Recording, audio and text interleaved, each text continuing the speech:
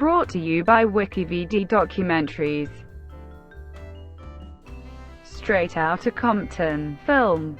Straight Outta Compton is a 2015 American biographical film directed by F. Gary Gray, depicting the career of gangster rap group N.W.A, titled after N.W.'s 1988 debut studio album.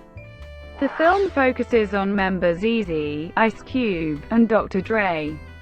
Members of N.W.A were involved in making the film. Ice Cube and Dr. Dre were among its producers, as was Eazy-E's widow, Tomica Woods-Wright, while MC Ren and DJ Yella served as creative consultants.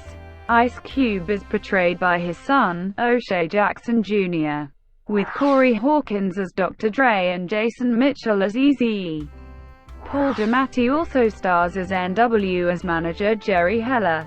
Released August 14, 2015. Straight Outta Compton was a commercial and critical success, making over $200 million against its $50 million budget and being nominated for the Academy Award for Best Original Screenplay. It inspired Dr. Dre's third studio album, Compton, which debuted at number 2 on the US Billboard 200 album chart a week prior to the film's release. The film's soundtrack album, featuring music by N.W.A, debuted at number 1 on the Rap Albums chart, and reached number 1 on the top R&B, hip-hop albums chart. Jerry Heller filed a lawsuit against those involved with the film, protesting the way he was depicted and claiming that parts of the story had been taken from his autobiography without permission. Plot: in Compton, California in 1986, Eazy-E is a drug dealer, Dr. Dre is an aspiring disc jockey, and Ice Cube is a young rapper. Intrigued by Ice Cube's reality raps, reflecting on the crime, gang violence, and police harassment that they and other African Americans encounter daily, Dre convinces Eazy-E to fund a start-up record label, with Dr. Dre as a record producer. When their song is rejected by a New York rap group, Dr. Dre convinces Eazy-E to perform it. It becomes a local hit, and Eazy-E, Ice Cube, Dre, DJ Yella, and MC Ren form the group N.W.A. Eazy-E accepts Jerry Heller's offer to manage N.W.A and co-run Ruthless, and Priority offers N.W.A a record deal. While recording their debut album, the group are harassed by cops due to their race and appearance, prompting Ice Cube to pen the song, "Fucked Our Police." The album becomes a controversial hit due to its profanity and violent lyrics, and the group's style is dubbed gangsta rap by the press. During a 1989 concert tour, the FBI demands that N.W.A stop performing "Fucked Our Police" as it encourages violence against law enforcement. Police in Detroit forbid them from performing the song, and a riot breaks out when they perform it anyway and are arrested. Jerry delays the individual members' contracts with Ruthless except Eazy-E, and when he insists that Ice Cube sign without legal representation, Ice Cube quits the group. His debut solo album, America's Most Wanted, becomes a hit, but when Priority is unable to pay him his advance on his next album, he wrecks the label head's office. When N.W.A insult Ice Cube on the next record, he responds with the diss track, "No Vaseline," criticizing Jerry and his former band mates, and prompting accusations of anti-Semitism. This, combined with his association with the Nation of Islam, outspoken criticism of the Los Angeles Police Department in the wake of the beating of Rodney King, and starring role in the 1991 film Boys in the Hood, make him even more famous and controversial.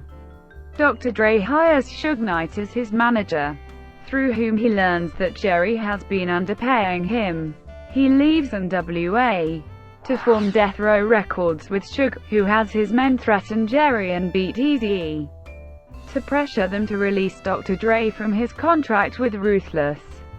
Dr. Dre enjoys his newfound freedom and begins working with other rappers including Snoop Dogg. His debut solo album, The Chronic, sells over 5 million copies, even as he becomes disturbed by Suge's violent behavior and the community is rocked by the 1992 Los Angeles riots. Eazy-E, whose fortunes and health have declined, is devastated by the comparative success of his former bandmates. Learning that Jerry has been embezzling money from Ruthless from the beginning, he fires him and rekindles his friendships with Ice Cube and Dr. Dre, who agree to an N.W.A. reunion. However, before recording can begin, Eazy-E collapses and is diagnosed with HIV/AIDS. Amid emotional visits from his bandmates, he dies on March 26, 1995 and is mourned by fans. A year later, Dre splits from Suge Knight and Death Row to form his own label, Aftermath Entertainment. Clips shown during the film's credits highlight Ice Cube's subsequent roles as a film actor and Dr. Dre's career as a producer and entrepreneur. Several famous rappers credit Dr. Dre with helping to launch their careers, and Beats Electronics, which he co-founded, is bought by Apple Inc. in 2014 for $3 billion. Cast: O'Shea Jackson Jr. as N.W.A. member O'Shea, Ice Cube Jackson, Jason Mitchell as N.W.A. member Eric, Eazy-E Wright, Corey Hawkins as N.W.A. member Andre, Dr. Dre Young, Aldous Hodges N.W.A. member Lorenzo, MC Ren Patterson, Neil Brown Jr. as N.W.A. member Antwin, DJ Yella, Caribbean, Paul Giamatti as N.W. as manager Jerry Heller, Marlon Yates, Jr.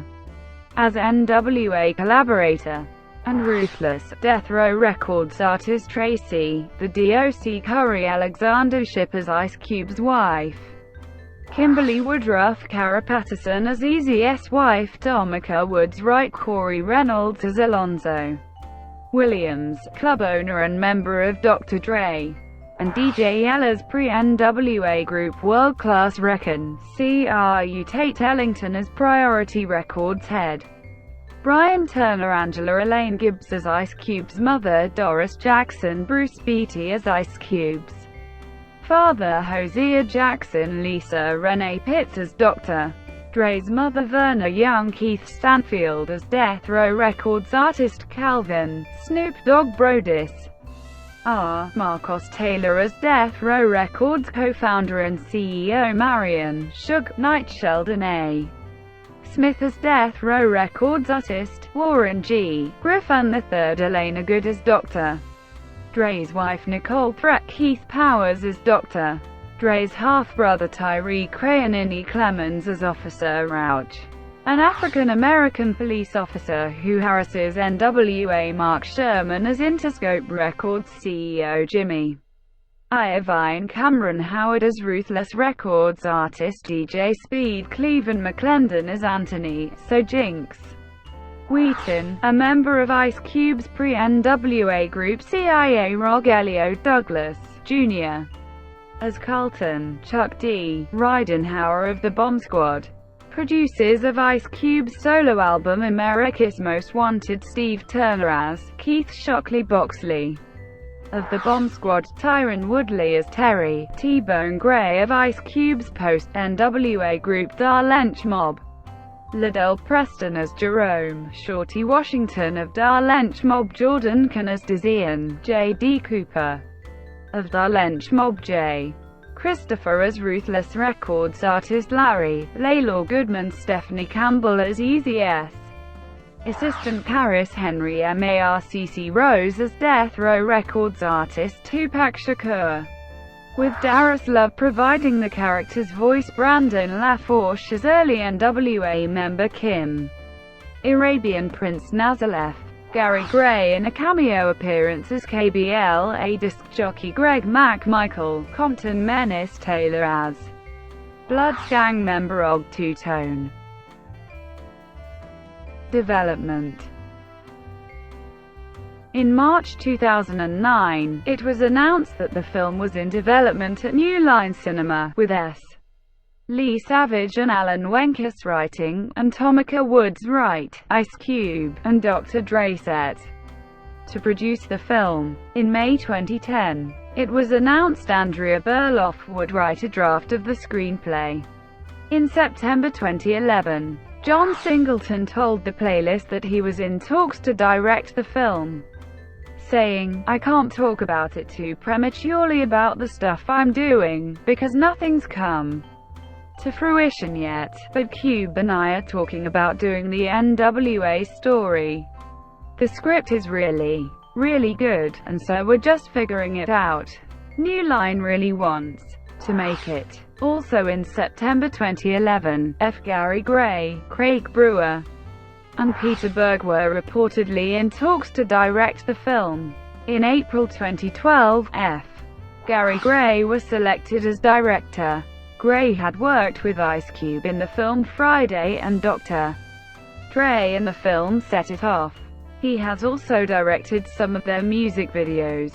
By 2013, the film was picked up by Universal Studios, who, in December 2013, hired Jonathan Herman to write a new draft of the script and brought in Will Packer to executive produce, alongside Adam Merriams, Alan Wenkus, David Engel, Bill Strauss, Thomas Tull and John Jashny.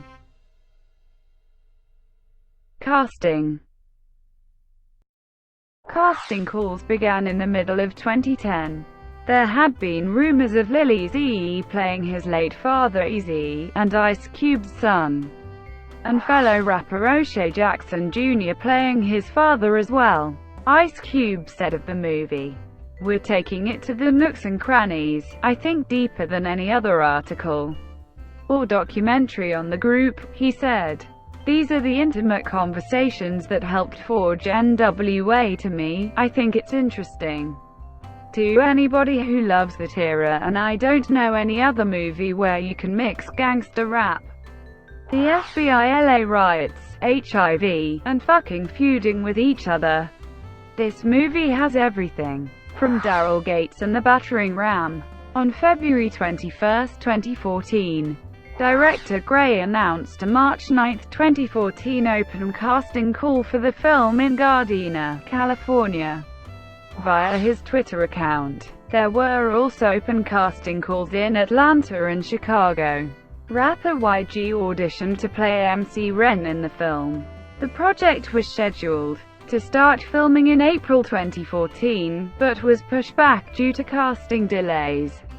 On June 18, 2014, Universal officially announced that the N.W.A. biopic Straight Outta Compton would be released theatrically on August 14, 2015. It was also confirmed that Ice Cube's son, O'Shea Jackson Jr., would play a younger version of his father in the film. O'Shea Jr. joined Jason Mitchell and Corey Hawkins, who portrayed group members Eazy-E and Dr. Dre, respectively. In early July 2014, casting directors for the film issued a casting call for extras and vintage cars in the Los Angeles area. The casting call release stated that filming would begin in August 2014. In July 2014, it was confirmed Aldis Hodge would portray MC Ren and Neil Brown Jr. would play DJ Yella. On August 15, 2014, Paul Giamatti joined the cast to play N.W.A.'s manager Jerry Heller. On August 26, 2014, Keith Stanfield joined the cast to play Snoop Dogg. On June 16, 2015, Ice Cube revealed that a two-pack scene had been shot for the film. Entertainment Weekly reported that the role of Tupac Shakur in the film would be played by newcomer Marcc Rose, who was once rumored to be cast by John Singleton in his unmade Tupac biopic. casting call controversy. On July 16, 2014, a casting call for extras for Straight Outta Compton was released on the Sunday Alessi casting Facebook page.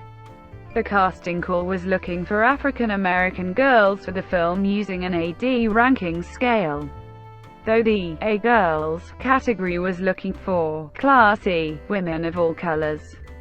The B through D categories were very explicitly linked with skin tone. As the women get less attractive, the casting call wants the women's flesh tone to be darker, with the lowest listing calling for African American girls, poor, not in good shape, medium to dark skin tone. The casting call post went viral as people expressed their outrage of what they call colorism, sexism, and racism in the categorizing of black women. A representative for Sunday Alessi casting said the ad was an innocent mistake, and when it comes to casting poor people, they are also looking for women of various skin tones and body types. As for the A, B, C, D grouping system, Sunday Alessi casting says, it's the usual method they use to look for different types of people for any project, and it wasn't meant to offend anyone. Filming.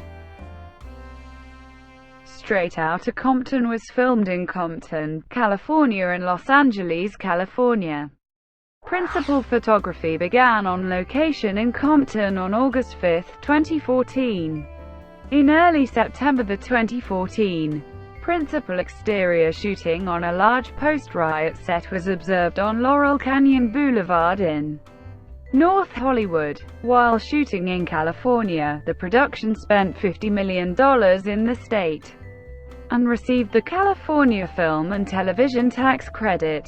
Costume designer Kelly Jones says, the script was literally changing the entire time we were shooting. I mean literally, the entire time. There would be days where I would get a call on Friday, and they were like, oh by the way, we've moved the pool party scene to Monday. And the pool party scene had like 400 people and I needed to get 80s bathing suits.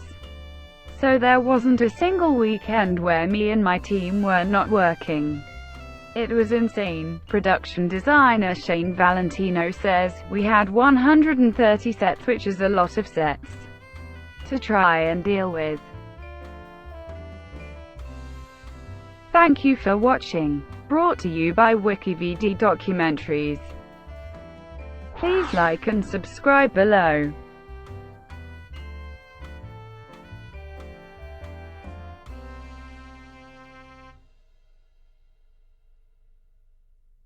Please like and subscribe below.